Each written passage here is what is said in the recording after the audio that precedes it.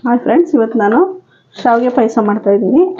ಅದಕ್ಕೆ ಒಂದು ಪ್ಯಾಕೆಟಷ್ಟು ಶಾವಿಗೆ ತೊಗೊಂಡು ಚೆನ್ನಾಗಿ ಹುರ್ಕೊಳ್ಳೋಣ. ಇವಾಗ ಸಿಂಪಲ್ಲಾಗಿ ಬೇಗ ಮಾಡ್ಕೋಬೋದು. ನೀವು ಶಾವಿಗೆನ ತುಪ್ಪದಲ್ಲಾದರೂ ಹುರಿರಿ, ಇಲ್ಲ ಎಣ್ಣೆ ಒಂದು ಸ್ಪೂನ್ ಹಾಕ್ಕೊಂಡು ಎಣ್ಣೆಲಾದರೂ ಹುರ್ಕೊಳ್ಳಿ. ಚೆನ್ನಾಗಿ ಹುರ್ಕೊಳ್ಳಿ. ನೋಡಿ ಎಷ್ಟು ಚೆನ್ನಾಗಿ ಈ ಥರ ಹುರ್ಕೊಂಡಿದ್ದೀನಿ ಕೆಂಪುಗೆ.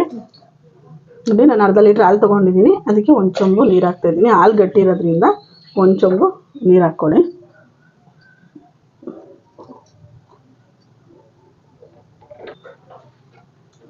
ನೋಡಿ ಫ್ರೆಂಡ್ಸ್, ನಾನು ಇವಾಗ ಸಕ್ಕರೆ ಹಾಕ್ತಾಯಿದ್ದೀನಿ. ನಿಮ್ಗೆ ಎಷ್ಟು ಬೇಕೋ ಅಷ್ಟು ಸಕ್ಕರೆ ಹಾಕ್ಕೊಳ್ಳಿ. ನಾನೊಂದು ಈ ಥರ ಚಿಕ್ಕ ಸೌಟಲ್ಲಿ ನಾನು 3 ಸೌಟು ಹಾಕಿದ್ದೀನಿ. ನಿಮ್ಗೆ ಎಷ್ಟು ಬೇಕೋ ಅಷ್ಟು ನೋಡಿಕೊಂಡು ನೀವು ಹಾಕ್ಕೊಳ್ಳಿ. ಇವಾಗ ಮಿಕ್ಸ್ ಮಾಡ್ಕೊಳ್ಳೋಣ. ಹಾಲು ಚೆನ್ನಾಗಿ ಮಳ್ಳಿ, ಹಾಲು ಚೆನ್ನಾಗಿ ಬಾಯ್ಲ್ ಆಗಲಿ. ಫ್ರೆಂಡ್ಸ್, ಇವಾಗ ಒಂದು 2 ಏಲಕ್ಕಿ ಚುಚ್ಚಿ ಹಾಕಿದ್ದೀನಿ. ಚೆನ್ನಾಗಿ ಮಳ್ಳಿ. ನಿಮಗೆ ತೆಳ್ಳಗೆ ಬೇಕಂದರೆ ಶಾವಿಗೆ ಹಾಕಿದ ತಕ್ಷಣ ಗಟ್ಟಿ ಆಗಿಬಿಡ್ತೈತೆ.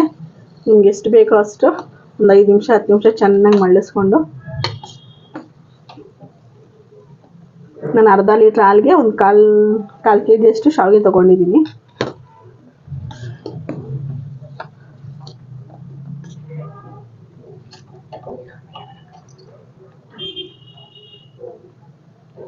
ನೋಡಿ ಫ್ರೆಂಡ್ಸ್, ಇವಾಗ ನಾನು ಶಾವಿಗೆ ಹಾಕ್ತಾಯಿದ್ದೀನಿ. ಚೆನ್ನಾಗಿ ಕೆಂಪು ಹುರ್ಕೊಂಡ್ರೆ ತುಂಬ ಚೆನ್ನಾಗಿರುತ್ತೆ ಇದು ಶಾವಿಗೆ. ಅದಕ್ಕೆ ಕೆಂಪು ಹುರ್ಕೊಂಡಿದ್ದೀನಿ.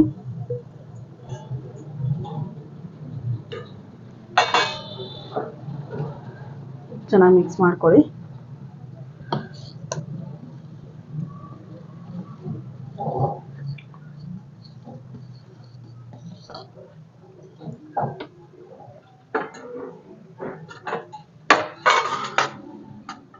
ನೋಡಿ, ಇವಾಗ ತುಪ್ಪ ಕಾಯಿಸ್ಕೊಂಡಿದ್ದೀನಿ.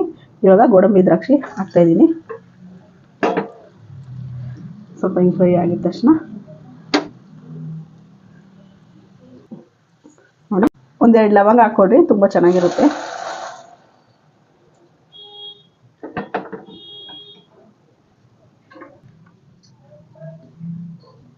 ನೋಡಿ, ಹಾಲು ಪಾಯಸ, ಶಾವಿಗೆ ಪಾಯಸ, ಹಾಲು ಪಾಯಸ ಯಾವುದಾದ್ರೂ ಆಗುತ್ತೆ. ತುಂಬ ಚೆನ್ನಾಗಿರುತ್ತೆ ಇದು ಹಾಲು ಪಾಯಸ. ಮಕ್ಳಿಗಂತೂ ಮಾಡಿಕೊಟ್ರೆ ಇಷ್ಟಪಟ್ಟು ಕುಡಿತಾರೆ. ಈ ಥರ ತುಂಬ ಗಟ್ಟಿ ಮಾಡಿಕೊಡ್ಬಾರ್ದು, ತೆಳ್ಳೆ ಮಾಡಿಕೊಟ್ರೆ ಚೆನ್ನಾಗಿ ಕುಡಿತಾರೆ ಮಕ್ಕಳು.